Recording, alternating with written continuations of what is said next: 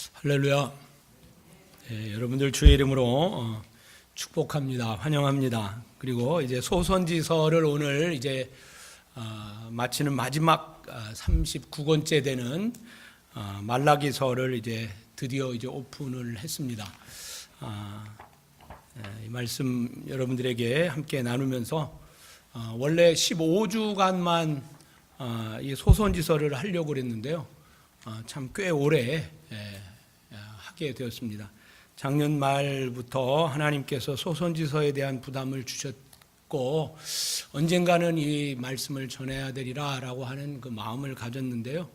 이 소선지서는 이게 역사와 관계가 있기 때문에 되게 이렇게 좀 어렵기도 하고 또 이렇게 좀 난해한 구절들도 있고 그렇지만 우리가 소선지서 전체를 시간에 따라서 이렇게 쭉 보면서 남유다의 멸망, 북이스라엘의 멸망, 남유다의 멸망과 또 하나님께서 그들을 향한 그 애타는 마음, 돌아오라고 하시는 하나님의 말씀을 가지고 그저 말씀을 전했던 주전 7세기 또 8세기 그리고 이제 포로기의 말씀 그리고 포로기를 이제 끝내고 다시 돌아와서 성전을 짓는 학개와 스가랴서를 지난번 우리가 몇 주 동안 보았고요. 이제 오늘 말라기서를 이제 함께 보게 됩니다. 내가 너희를 사랑하였노라라고 하는 I have always loved you 그랬습니다. 그래서 하나님께서 우리들을 이렇게 사랑하신 그 사랑을 우리가 한번 기억해 보면서 말라기서를 몇 주에 걸쳐서 함께 보도록 합니다. 39장 구약 성경 제일 마지막 말씀이고 이후에는 하나님께서 400년 동안 더 이상 말씀을 하지 않으시는 그러니까 하나님께서 참 몹시 실망하셨고 또 마음이 아프셔서 선지자도 보내지 아니하시고 또 하나님의 말씀도 보내주시지 않았던 400년의 그 침묵의 기간에 마지막 선지자를 보내셔서 하시는 이 말씀들을 우리가 기억하면서요. 말라기라고 하는 영어로는 그 말라찌라고 하는 그런 발음으로 이야기를 합니다만은 이 말라기라고 하는 이 말의 원래 뜻은 나의 천사 또는 나의 사자, 짐승 사자가 아니고 그 메신저라고 하는 그 말씀입니다. 나의 메신저다, 나의 사자다라고 하는 그런 말씀입니다. 그러니까 하나님께서 마지막으로 하나님의 메신저를 이 땅에 보내시겠다라고 하시는 그런 그 말씀이고 이게 마지막 말씀인 줄을 우리들은 알고 있지만 그 시대의 말라기 시대의 사람들은 이게 하나님이 마지막 말씀인 줄을 몰랐을 거라고요. 그럼에도 불구하고 하나님 말씀하시는 이 말씀을 기억하면서 특별히 구약의 39번째 구원의 메시지 산을 살리려고 하시는 하나님의 말씀인 것입니다. 1절을 한번 열어주시겠어요? 1절을 보면 여호와께서 말라기를 통하여 이스라엘에게 말씀하신 경고라 그렇게 말씀하고 있습니다. 경고라고 하는 이 말은 그 마사라고 하는 히브리 말인데요. 경고라고 하는 말을 그 NIV 성경에서는 prophecy 또는 오라클이라고 하는 말씀으로 그렇게 기록하고 있고요. 킹 제임스 버전에 보니까 the burden이라고 하는 무거운 짐이라고 하는 그래서 이 경고라고 하는 마사라는 말은 여러 가지 의미를 가지고 있는데 이렇게 하나님께서 그 선포하시다라고 하는 prophecy라고 하는 말씀으로 기록되지만 또 한쪽에는 the burden 그러니까 무거운 짐이라고 하는 그런 말씀으로도 기록합니다. 그러니까 하나님께서 이 말라기 선지자를 통하여 이스라엘에게 하신 경고의 말씀 무거운 짐이다라고 하는 것이죠. 사실 이 하나님의 이 경고하심은 그러니까 39번째 경고입니다. 창세기에서 하나님의 품을 떠난 에덴 동산에서 쫓겨난 것이 아니라 떠난 것이죠. 그 백성들에게 창세기, 출애굽기, 레위기, 민수기 계속해서 이 구약의 성경에 계속된 말씀은 하나님께서 메신저를 보내서 그 타락한 자녀들, 하나님 곁을 떠난 그 자녀들에게 돌아오라고 하시는 말씀. 다시 돌아오라고. 하나님의 자녀를 찾기를 이렇게 32권에 걸쳐서, 사실 구약 성경은 1500년에 걸쳐서 한 30여 분의 저자들이 기록한 거거든요. 1500년 동안 일관적으로. 그러니까 이게 하나님의 말씀일 수밖에 없는 것은요, 진짜 1500년 동안 그 주제가 단 한 가지예요. 잃어버린 자신의 자녀를 향하여 그렇게 애달게 부르짖는 그런 하나님의 메신저들을 보내셨던 그런 그 일들, 많은 상징들과 많은 비유들을 말씀하시면서 때로는 쉽게, 때로는 어렵게, 때로는 정말 질풍노도처럼 그게 우리를 향하여 때로는 겁을 주기도 했던 그런 많은 그 일들이 그냥 책 권수로 이야기하면 약 1500년 동안 39권의 책을 써서 자녀들에게 돌아오라고 계속해서 말씀하시고, 특별히 주전 8세기 북이스라엘이 멸망하고 남유다가 멸망의 자리로 가는 그 시기에는 선지자들을 대거 보내주셨습니다. 제가 신학교 다닐 때 1년 동안 주전 8세기 선지자들을 이렇게 1년 동안 연구를 했었는데요. 정말 백성들은 듣지 아니하고 하나님은 그럼에도 불구하고 화가 너무나 많이 나셨음에도 불구하고 계속 선지자들을 보내서 돌아오라고 말씀을 하지만 결국 듣지 아니해서 북이스라엘이 멸망하고 결국 듣지 아니하여서 남유다가 멸망하는 그런 일들, 그리고 그 주전 8세기의 그 선지자들은 모두 다 순교를 당합니다. 그래서 그 순교를 당하는 그 선지자들의 그 불행한 일들, 그러니까 복음을 전한다고 하는 것이 다 복을 받고 뭐 다 잘 되고 다 부유해지는 그런 것들이 아니에요. 물론 그렇게 되는 것들, 그렇게 되는 분들도 계시고, 그러나 대부분 초대교회 성도들도 하나님을 믿고 나서 다 힘들고 어렵게, 다윗을 보세요. 그냥 아버지 품에서 양 좀 치다가 어떻게 뭐 시집 장가 가고 그렇게 할 사람이 어떻게 하나님 잘못 만나갖고 그렇게 고생을 하고, 뭐 신약의 바울도 그렇죠. 예수님에게 부름을 받았던 제자들도 다 그렇게 고초와 고난을 당하는 것을 보면 그렇습니다. 특별히 호세아 선지자 같은 경우에는 여러 번 말씀을 드렸지만 그가 불행한 결혼을 하게 해요. 그래서 정말 음란한 여인과 결혼을 하고, 이게 내 애인지 남의 애인지도 모르는 자녀들을 그렇게 또 낳게 하고 또 이름을 짓게 하고 하시는 그런 그 일들. 그래서 또 도망간 그 여인을 또 돌이 서마를 주고 또 다시 되찾아오면 또 저리로 도망가서 또 남의 남자의 품에. 아니, 선지자에게 하나님께서 왜 이런 결혼을 시키시는 거예요? 너무나 불행한 결혼 아니겠어요? 그러나 그것은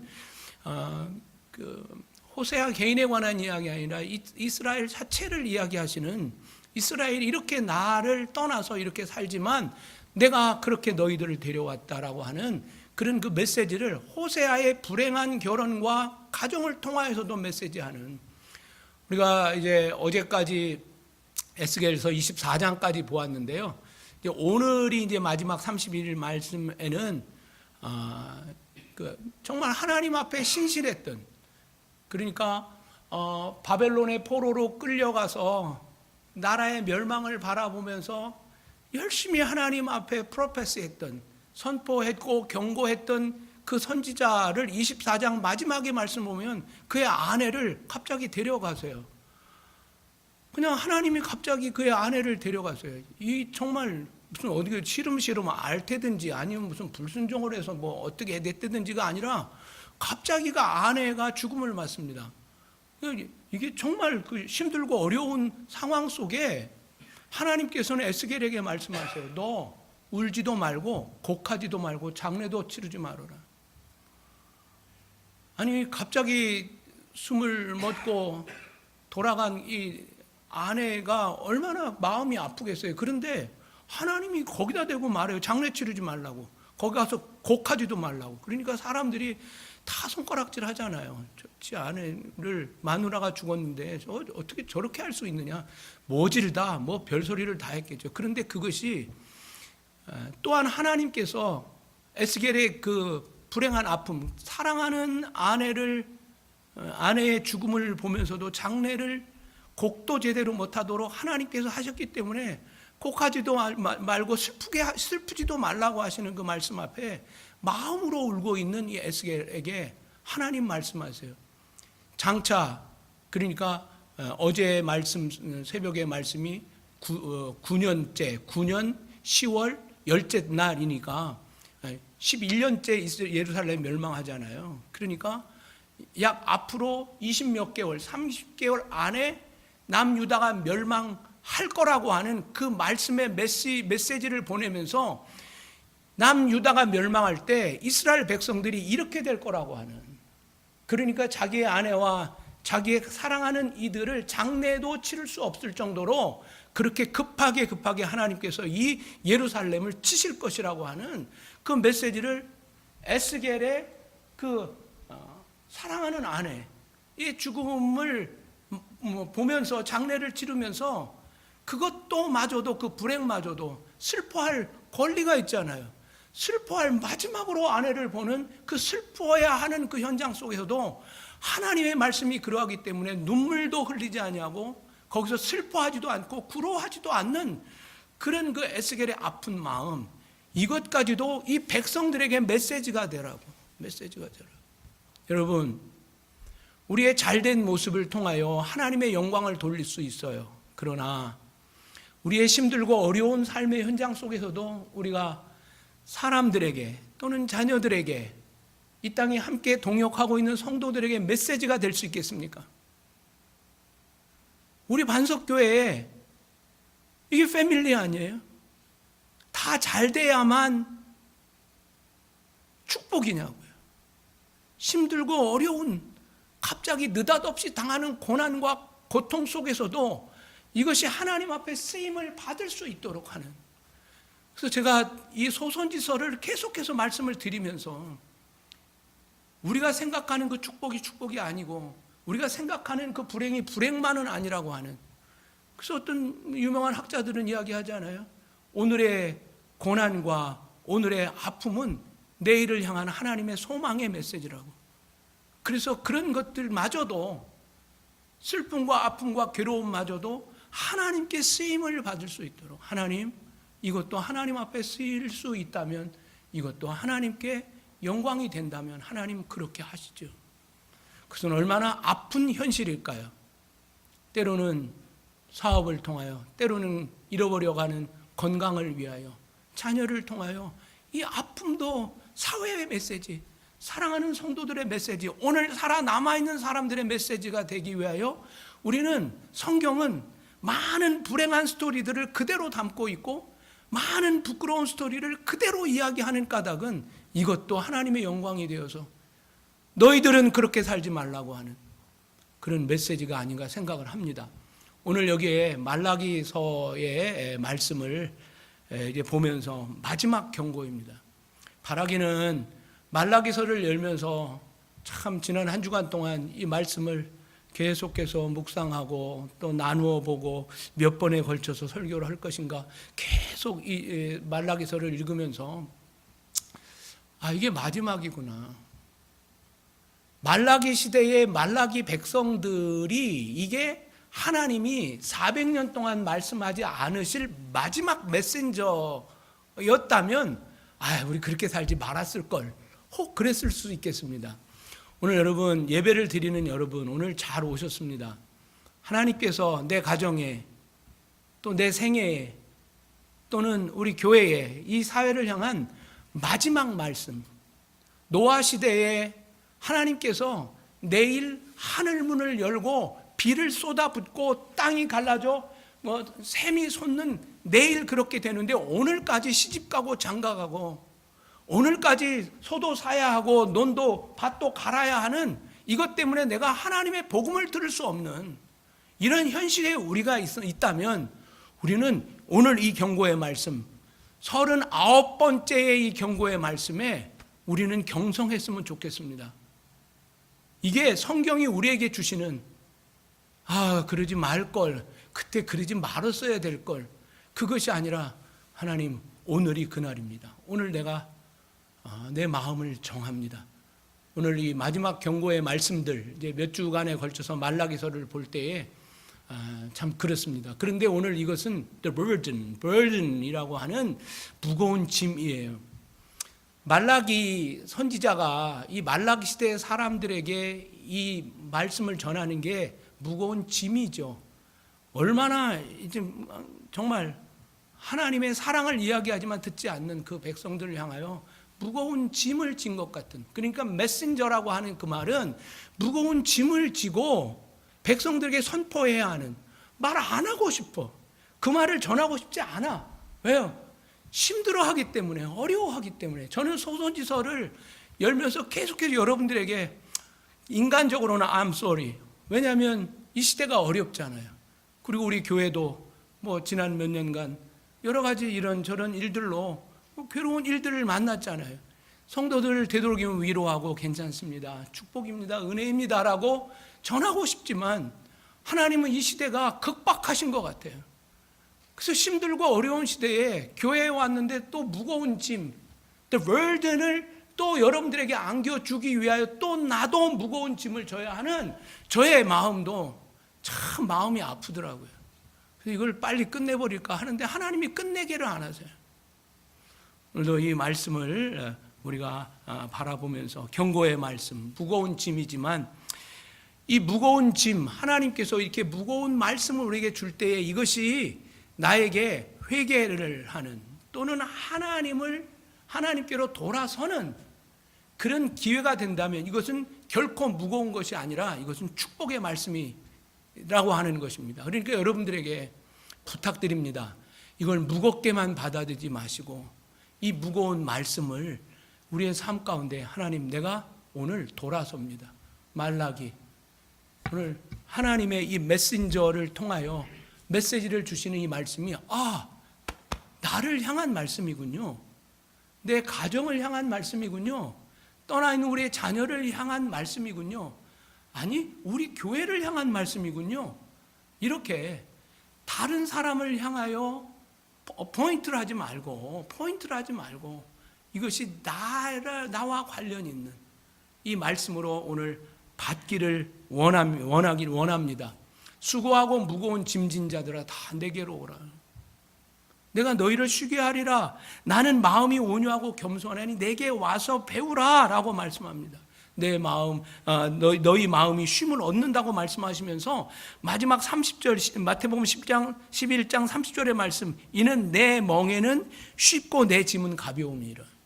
하나님이 우리에게 이런 말씀들로 짐을 지어주지만 내 멍에, 하나님 예수님께서 나에게 주시는 말씀들은 무거워 보이지만 그것을 정작 지려고 할 때에 하나님께서는 그 안에서 시온의 대로를 열 것이라고 하는, 진짜 쉬울 거라고 하는, 내가 내 짐을 져줄 거기 때문에. 할렐루야.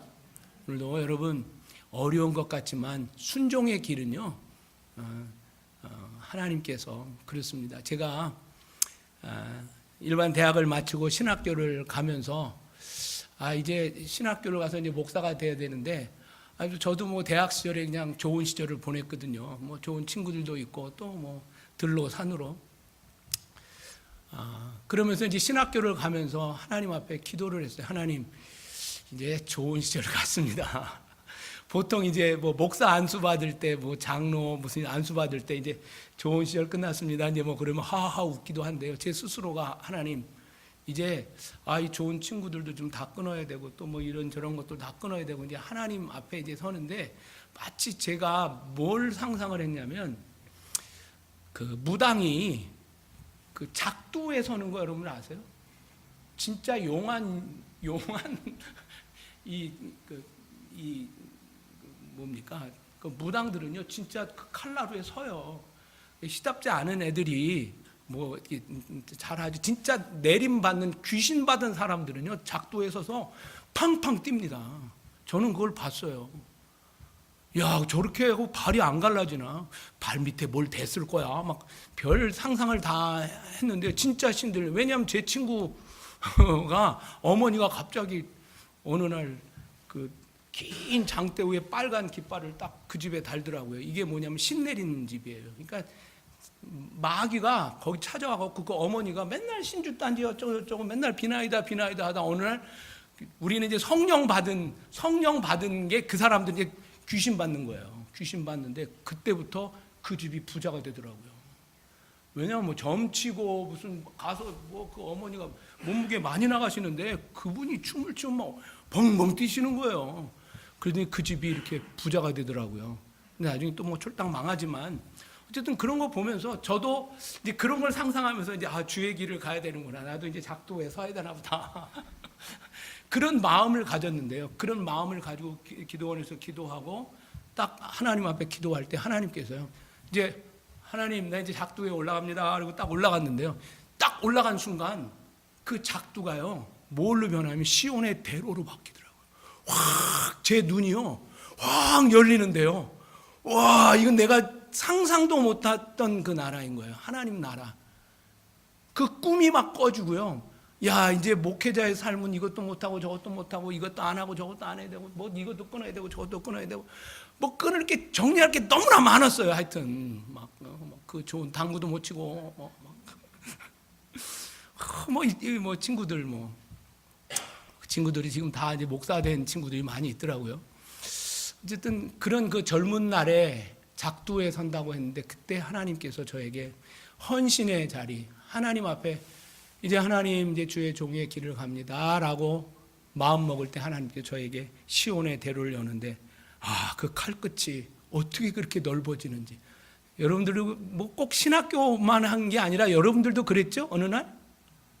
할렐루야? 네, 우리 작두에 선 사람들이에요. 근데 세상 사람들이 보기에는 아이고 목회자 나는 내 자식 목사 안 만들 거예요. 맨날 그러는데요. 실제로 목회가 쉽지 않아요. 그런데요. 하나님께 특별한 은혜를 주세요. 할렐루야. 또 하나님께 헌신하는 분들에게 그래서 여러분들 직분을 사모하세요. 진짜 직분을 사모하세요. 예, 하나님이 엄청난 축복을 주시는 거기 때문에 여러분들 난 그까지 직분 이런 그까지 직분 이런 거 하지 마세요. 직분은 정말 사모하셔야 돼요. 자, 말씀이 이제 바깥으로 안 나가도록 다시 돌아옵니다. 이 말라기 시대는요 어떤 시대냐면요 그 에스라 느헤미야 시대입니다. 그러니까 성전을 다 지을 때가 BC 516년이었잖아요. 그죠? 그리고 이 느헤미야가 그 성벽을 짓기 위하여 성전을 다 지었고 성벽을 짓기 위하여 돌아왔었던 때가 언제냐면 BC 444년이에요. 한번 그 차트를 한번 보여주시겠어요? 제일 마지막 그림인데요. 여기 오른쪽 좀 까만 데 있는데요. 3차로 왔었을 때고 성벽을 지을 때가 느헤미야 또 2차가 458년 그때입니다. 이때가 그러니까 지금 성전이 다 완공이 되고 나서 80년이 지나는 거예요. 그냥 막 1차, 2차, 3차 그냥 계속 온 것이 아니라 80년이 지나고 나서 3차 느헤미야가 백성들 42,360명을 데리고 올라와서 성벽을 짓는 거예요. 이때에 하나님께서 말라기 선지자를 부르시는 거예요. 성벽을 짓는데 말라기 선지자는 대략 요 말라기 선포를 한 430년에서 420년 그 사이에 선포가 됐다고 하니까요. 그렇습니다. 제가 왜 이렇게 숫자를 드리냐면요. 자, 우리가 학개서를 볼 때 학개서에서 하나님의 약속은 뭐였죠? 성전을 지을 때 20년 동안 성전을 짓지 않고 판벽한 내 집을 짓고 있을 때에 학개 선지자와 스가랴 선지자가 와서 성전을 지어라 라고 이야기하면서 성전을 지을 때, 그러니까 학개서 2장 18절 19절 제가 한번 읽어볼게요. 너희는 오늘 이전을 기억하라. 아홉째 달 24일 곧 여호와의 성전 지대를 쌓던 날부터 기억하라. 여호와의 성전을 이제 다시 20년 동안 안 짓다가 성전 벽돌을 올려놓은 때를 기억하라. 그렇게 이야기하면서 그때까지 너희들은 곡식종자가 아직 창고에 있었느냐? 포도나무, 무화과나무, 석류나무, 감람나무의 열매가 맺히지 못하였느니라. 근데 이제 오늘 이후로, 그러나 오늘부터는 내가 너에게 복을 주리라 그랬거든요. 그러면서 학개 선지자가 이야기했던 것이, 우리가 얼른 빨리 성전을 건축하면 하나님께서 약속하신 약속에 은혜를 부어주실 거다. 우리에게 하나님께서 축복 주실 거다라고 하는 약속을 하셨어요. 그래서 4년 만에 성전을 다 완성을 합니다. 그리고 나서 80년이 지난 거예요. 자, 한번 생각해 보십시다. 이 약속을 철석같이 믿고 열심히 성전을 짓고 막 집에서 막 건축 헌금도 하고 뭐 금, 은, 보아 다 해다가 그렇게 하면 하나님께서 뭐 우리가 그 라스베가스 가갖고 이렇게 뭐 배팅하면 몇 배 받잖아요. 그죠? 뭐 몇 배 받는 것처럼 하나님의 그런 마음을 가졌던 거예요. 뭐 이렇게 헌신하면 뭐 갖고 뭐 자식이 잘 되고 뭐 비즈니스가 잘 되고 막 이제 그런 꿈을 막 잔뜩 꾸고 있었는데 성전을 완성하고 난 다음에 1년이 지나도 2년이 지나도 아무런 강감 소식? 그래도 한 5년 한번 기다려보자. 5년 기다렸는데 아니야. 7년쯤은 기다려봐야지. 완벽한 수가 7년이니까. 하나님이 말씀을 하지 않는 거예요. 하나님이 주신다고 했던 복을 주시지 않는 거예요. 그러니까 이 이스라엘 백성들이 마음이 좀 어두워지기 시작하는 겁니다. 하나님이 또는 학개 선지자가 사기쳤나? 그러는 상황 가운데 80년이 지나니까 그때 성벽을 지었던 우리 아버지, 우리 어머니, 우리 할머니, 할아버지가 다 돌아가셨네? 그런데도 오늘의 현실, 이 말라기서를 쓸 때의 이 현실은 뭐냐면 아직도 그때는 뭡니까? 페르시아에게 그때도 캡처를 당하고 있었는데 아직도 페르시아가 점령을 하고 있어요. 성벽을 짓고 그랬지만 페르시아가 그냥 어마어마한 큰 나라니까 페르시아가 짓고 있습니다. 그리고 3장 11절쯤 가보면 황충이 이야기를 해요. 그것은 가뭄에 관한 이야기거든요. 그러니까 황충이가 없어질 것이며 그런 얘기를 하는데 보통 구약 시대에는 6년에 한 번씩 이런 디제스터들이 왔다고 해요. 그런데 지금 말라기 시대에 보니까 페르시아는 여전히 우리에게 수탈하고 조공을 가져가고 또 지금 기후가 또 좋아갖고 비도 오고 좀 이른 비와 늦은 비 이렇게 해갖고 좀 잘도 됐으면 좋겠는데 갑자기 또 기근이 오고 홍수가 오고 무슨 황충이가 오고 메뚜기 떼가 와고 다 쓸어가고 지금 이런 상황을 만나고 있는 거예요. 그러니까 하나님에 대한 이 불만이 엄청나게 큰 거죠. 하나님이 학개 선지자에게 스가랴 선지자에게 주셨던 이 약속을 실현하지 않는 것을 보니까 이거 하나님 죽었나? 아니면 하나님 약속을 지킨다고 한 하나님이 이거 아닌가? 학개 선지자가 우리를 사기쳤나? 말씀이 거짓말이네. 그러면서 굉장히 그 불만이 많이 섞여져 있던 그 시대의 상인 겁니다. 그때에 하나님께서 마지막으로 그들에게 이제 나와서 말씀을 하시는데요. 이 말라기서는 모두 4장으로 되어 있습니다. 4장으로 되어 있는데 4장 가운데에 이제 그 그림을 한번 보여드릴까요? 그 위에 6가지를 하나님과 논쟁을 합니다. 그리고 오늘은 지금 이제 1장 1절부터 5절 첫 번째 것을 이야기하겠는데요. 그 이야기의 그 순서가 이렇게 하나님과의 논쟁을 계속하는 거예요. 그리고 두 번째도 하나님과의 논쟁, 세 번째가도 한 번. 그 다음 페이지 한번 보여줄까요? 그 다음에 또 4번, 5번, 6번 이렇게 보면 하나님과의 공의에 대한 논쟁, 미스파트와 또 세다카에 관한 이야기가 또 저기 또 나옵니다. 그러니까 이 소선지서, 그러니까 이스라엘의 멸망의 큰 원인 중에 하나가요, 이거예요. 너희들의 가난한 형제들과 연약한 형제들, 나그네와 과부와 고아를 너희들이 건사하지 않은 이것에 대한, 그러니까 하나님의 그 미슈파트, 하나님의 그 정의, 말씀과 세상을 긍휼히 여기지 않은 그 마음들, 셀피시한 마음들, 이거에 관한 그것이 사실은 북이스라엘의 멸망과 남유다의 멸망의 원인이었거든요.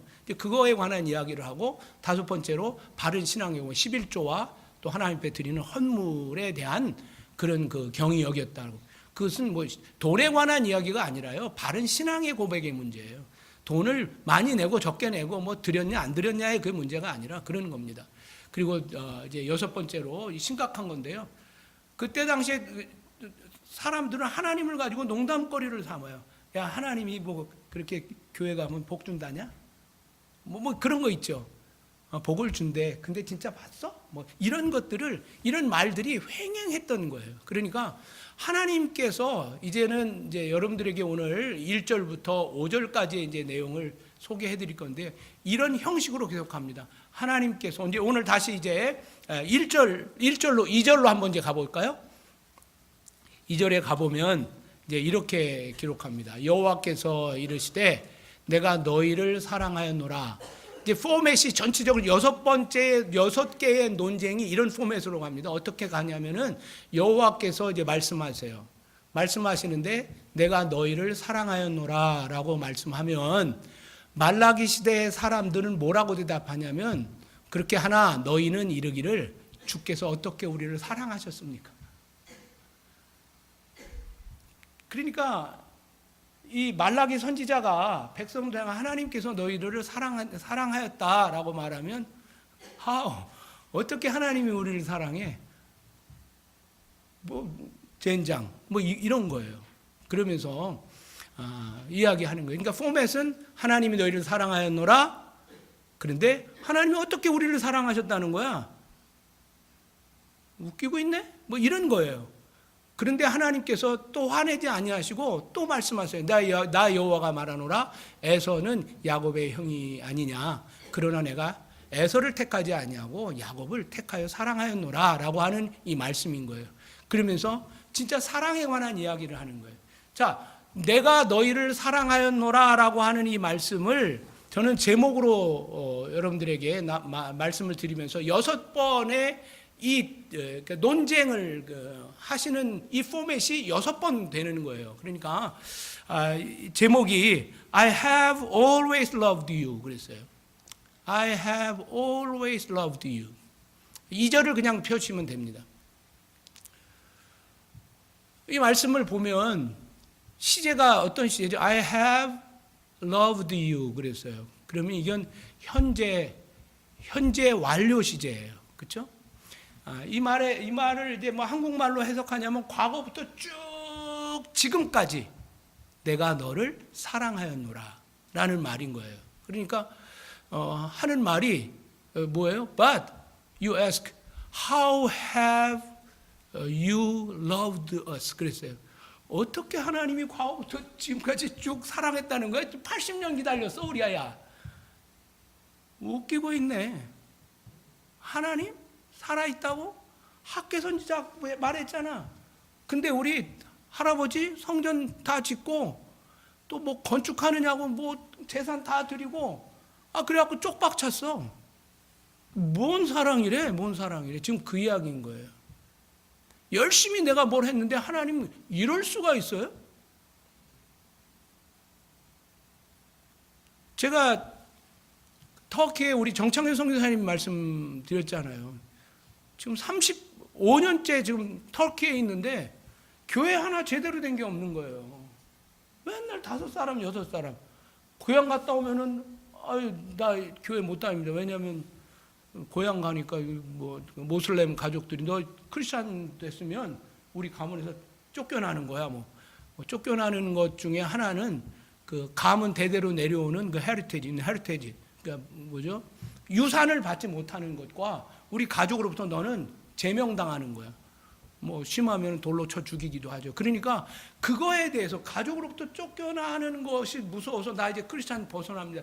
이 일들을 34년 동안 하다 보니까 그 아들이 하는 말이 뭐냐면, 우리 아버지 이렇게 착하고 우리 아버지 이렇게 선교를 성실히 하고 막 이렇게 너무 착하고 우리 엄마 맨날 골방에 들어가고 쭉 눈물 넣기도 하는 이 신실한 엄마 아빠를 하나님이 안 도와주시는 거 보니까 하나님 없지.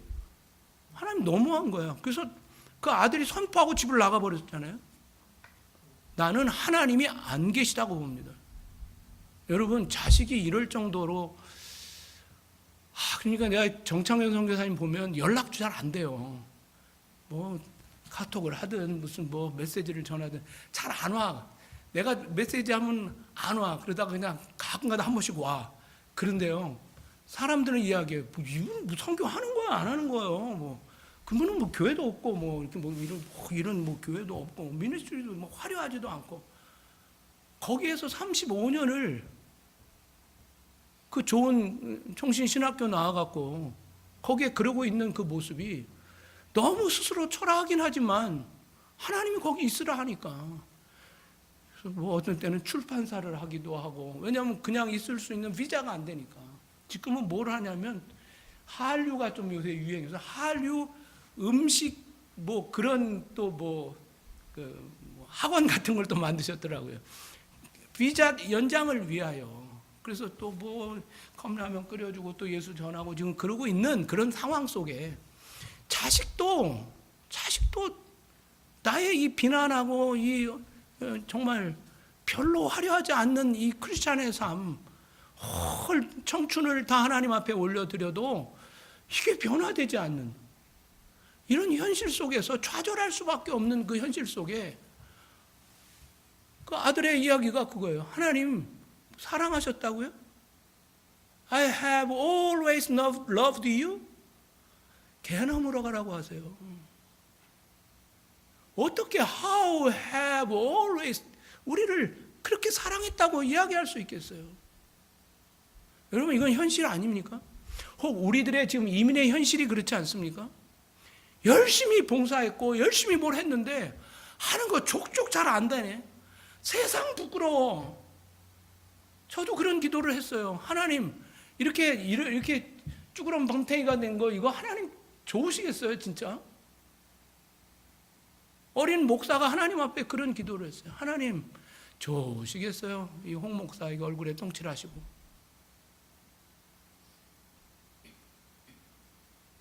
기도하면 손 들고 기도하면 뭐가 척척척 무슨 뭐 다 될 줄 알았어. 그리고 성령이 충만하여 뭐 부탁을 하면 그 부탁이 될 줄 알았어. 그런데 더 오해가 돼서 돌아오네? 죽일 놈이라고 하네? 뭐 이런 현실들 속에서 정말 하나님 안 살아계신 것 같은 거예요. 내가 너희를 사랑하노라. 이 말씀이 우리의 영혼에 들릴 수 있어야 되는데 듣지를 못하는 거예요. 이게 첫 번째 하나님과의 논쟁이에요. 말라기 성도들은 이야기합니다. 어떻게 하나님이 이럴 수 있어요? 이것만은 이러시면 안 되시는 거잖아요, 하나님. 몸부림을 치고 잠을 이룰 수 없는 그 날들을 우리가 지내오면서 나 부끄러운 건 괜찮은데 나를 통하여 하나님 욕먹는 거 보세요. 아이고 목사가, 아이고 장로가, 집사가 꼴 좋다, 꼴 좋다. 여러분, 이럴 때도 당당하실 수 있겠습니까? 이럴 내가 주님의 손 안에 있다고 하는 이 확신이 있습니까?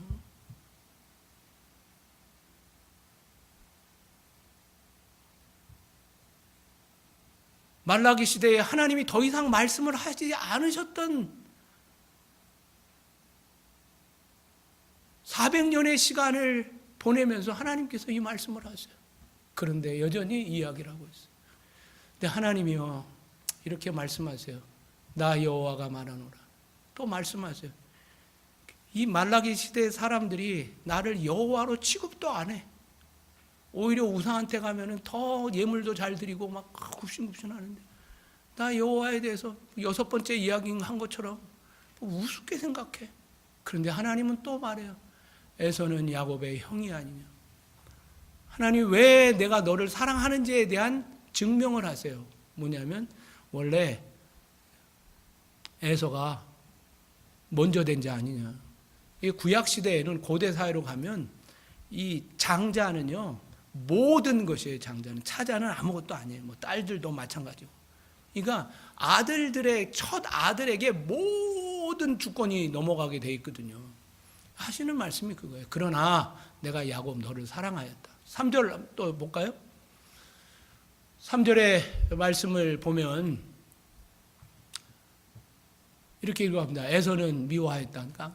야곱은 사랑하였고 그러면서 그의 산들을 황폐하게 하였고 그의 산업을 광야의 이리에게 넘겨주었느니라. 4절 우리 다 같이 한번 읽어볼까요? 시작. 에돔이라고 하는 게 이제 에서입니다. 시작. 에돔은 말하기를 우리가 무너뜨림을 당하였으나 황폐된 곳을 다시 쌓으리라 하거니와 나 만군의 여호와는 이르노라. 그들은 쌓을지라도 나는 헐리라. 사람들이 그들을 일컬어 악한 지역이라 할 것이요 여호와의 영원한 진노를 받을 백성이라 할 것이며 이렇게 이야기합니다. 하나님께서 내가 너를 사랑하였다. 사실은 이삭에게 있어서 이 야곱은 사실은 너무 유약한 아들이었습니다. 오히려 에서는 털도 있고 또 뭐 붉고 또 잘생겼고 상남자처럼 그래서 사냥을 해오고 막 아버지는 뭐 또 외아들로 좀 유약했었을 수 있는데요. 막 그 에서는요 막 들로 산으로 막 이 가업을 이어받을 만큼의 힘과 능력이 있는 아들인 거예요. 야곱은 맨날 어머니 마마보이로 말이죠. 그러고 있는 그것이 너무나 애처로웠죠. 그런데 하나님은 야곱을 택하셨다는 거예요. 야곱을. 이것이 야곱을 사랑하셨고 그 야곱의 12 자녀를 통하여 지금 너희들이 여기까지 사랑을 받은 거 아니냐. 하나님께서 말씀하시는 거예요. 제가 여기서 이제 뭐 야곱 스토리를 이야기하려면은 이제 뭐 한도 끝도 없는데요. 제가 야곱의 말씀들은 여러 번 드렸습니다. 야곱이라고 하는 그 말은 속이는 자이잖아요. 속이는 자. 속이는 자를 하나님이 사랑하시고 그리고 가는 데마다 뭐 형을 속이고 아버지를 속이고 또 그 뭐 장인 라반을 속이고 그래서 또 2번 결혼을 하고 뭐 여러 가지 정말 험난한 인생을 살면서 그 재산 모으느냐고. 그래서 형을 나중에 에서를 만날 때도 무슨 한 때를 보내고 2때를 보내고 또 나만 홀로 남아갖고 또 하나님 만나주시고 그러면서 그대로 속이려고 하는 속이는 자의 그 모습을 살고 있었던 그를 하나님은 그를 태중에서부터 사랑하셨다는 거예요. 이게 언약적 사랑. 헤세드라고 하는 이 말이 이거예요. 언약적 사랑. 내가 너를 사랑하기로 정한 거예요. 오늘 여러분들 사랑하기로 정했기 때문에 여러분들이 여기에 계신 거지 무슨 사랑받을 만한 뭐 흔적이 있는 게 아니라는 거예요. 오늘 이 말씀을 우리가 이렇게 보면서 야곱 스토리를 더 이상 이야기하지 않겠습니다. 야곱의 스토리는 결국은 그를 이스라엘로 바꿨지만 하나님은 약복강에서 이스라엘이라고 하는 이름을 바꿨지만 그 이후에 이스라엘이라는 이름을 쓰지 않아요. 왜요? 계속 야곱으로 살았거든요. 이름은 바꿨으나 계속 세겜에서 10년 동안 계속 이스라엘 사는 동안 야곱으로 살았어요. 계속 속이는 자로. 결국은 이 이스라엘은 언제 가서 이스라엘의 이름이 되냐면요. 애굽에 가서 비로소 그때 이제 하나님을 만난 이후에 이스라엘이 되고 이스라엘 민족이 된 거거든요. 너희들이 지금 이게 복받고 있는 것, 은혜를 받고 있는 것, 이것이 지금 야곱의 축복이라고 하는 그 사실에 대한 이야기를 하는 겁니다. 자, 오늘 말씀의 결론을 여러분들에게 맺으려고 합니다. 쭉 지나가서 오늘 이스라엘 백성들의 하나님을 향한 감사는 없고 이렇게 원망을 하고 있는 그 원망의 모습을 이렇게 보면서요. 저는 3가지로 여러분들에게 이제 결론의 말씀을 맺으려고 해요. 왜 이 말라기의 백성들은 이 하나님 마지막 애원의 말씀, 타이름의 말씀, 경고의 말씀을 그냥 무거운 짐으로만 생각했을까? 3가지를 제가 여러분들에게 결론적으로 말씀드리면, 첫 번째, 왜 이게 그냥 그들에게는 듣기 싫은 말, 하나님에게 이렇게 반항하는 마음으로 끝냈을까? 첫 번째, 하나님에 대한 무지 때문에 그래요. 하나님에 대하여 잘 알지 못하기 때문에, 하나님을 알지 못하는 거예요. 우리가 성경을 계속해서 지금 읽고 있고 1년에 2독반씩 여러분들이 하시고 있고 올해도 43명이 지금 성경을 읽고 계신데요. 지금 뭐 10독, 20독 하신 분들 뭐 꽤 많이 계세요. 성경을 읽으면 읽을수록 하나님에 대하여 알아가는 거 아니에요? 하나님을 모르니까요.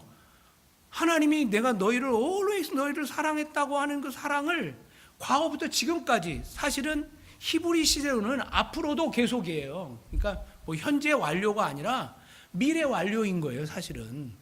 그런데 이 말에 대해서 토나 달고 있고 비아냥거리기는 하고 있고, 왜? 하나님을 모르는 거예요. 앞으로 400년 후에 내가 너에게 말은 하진 않겠지만 400년 후에 오실 메시아를 지금 꿈꾸고 있는, 하나님의 나라를 꿈꾸고 있는 하나님의 계획을 알 턱이 있나요? 하나님에 대한 무지입니다. 우리가 이렇게 되지 않기를 바랍니다. 두 번째요. 왜 이스라엘 이 말라기 성도들이 하나님 앞에 이렇게 대들고만 있을까? 은혜 받지 못하고 회개하지 못할까? 두 번째는요, 오늘의 고난 때문이에요. 오늘의 고난 때문에 고난만 바라보니까요, 하나님의 은혜를 바라볼 수가 없는 거예요. 오늘의 고난, 이스라엘 그 말라기 시대 페르시아에 계속 수탈당해요. 80년 전에 수탈당했는데 지금도 수탈당해. 그리고 뭐 황충이가 와갖고 지금 뭐 디제스터가 왔어. 사업은 계속해서 안 돼. 우리의 현실이 그렇잖아요. 뭔가 될 듯 싶은데 안 돼. 뭔가 이루어야 되는데 안 돼. 나이는 들어가는데 안 되고 있어.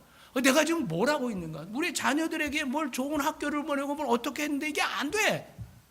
하나님 앞에 오늘 고난만 보니까요, 하나님의 은혜가 묵상이 안 되고 하나님의 계획도 볼 수 없는 거예요.